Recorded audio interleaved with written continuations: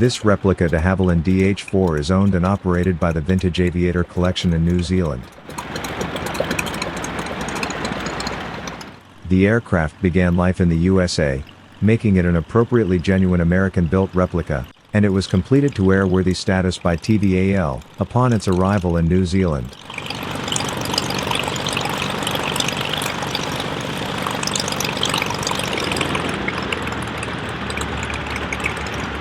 The original DH-4s, which were built in the UK by Airco, the aircraft manufacturing company, were powered by the 375 horsepower Rolls-Royce Eagle V12 engine, but these weren't available in substantial numbers, so the US-built DH-4s were fitted with the new American 400 horsepower Liberty V12 instead. This replica aircraft is powered by an original Liberty engine.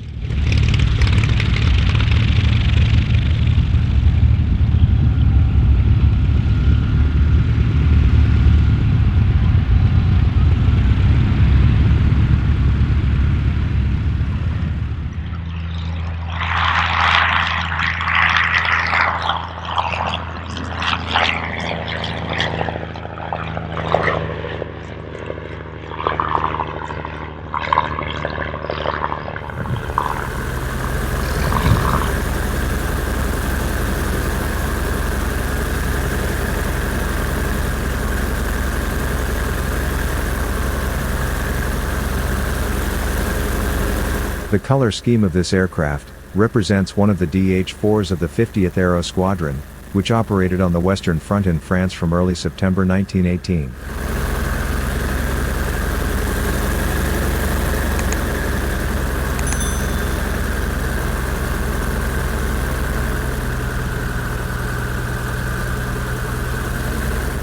The squadron adopted the Dutch Girl insignia, which was the trademark of the old Dutch Cleanser Company, and it was painted on all their aircraft.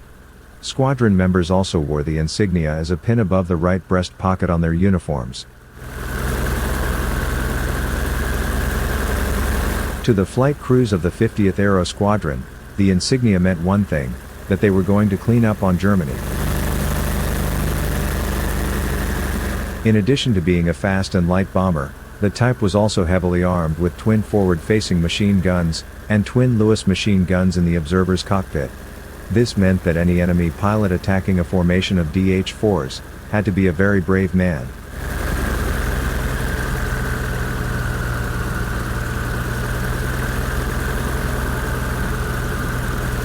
The 50th Aero gained fame in early October 1918 by being one of the units to find, and then to fly resupply missions to, the unit that became known as the Lost Battalion. This was 9 companies of the 77th Division who became isolated and subsequently surrounded by German forces after an American attack in the Argonne Forest.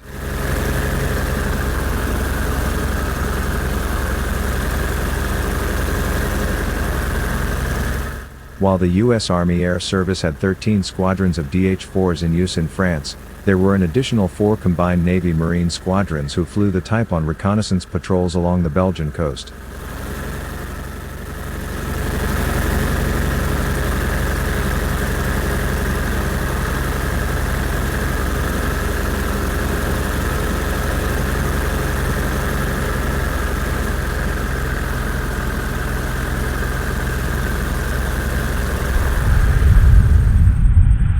After World War I, many of the surplus DH-4s found their way into civilian use, being converted and used for passenger transport, and most famously for the fledgling post-war transcontinental air mail service. These aircraft had a watertight mail compartment fitted in place of the forward cockpit, and the pilot flew the aircraft from the rear cockpit instead.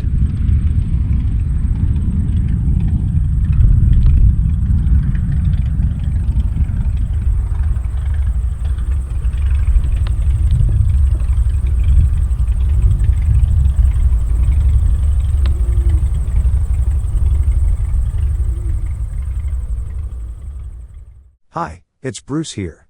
Remember, we've got a wide variety of awesome video here on the Historical Machines TV channel. Please hit the subscribe button and ring the notification bell so that you're kept up to date when we release new videos.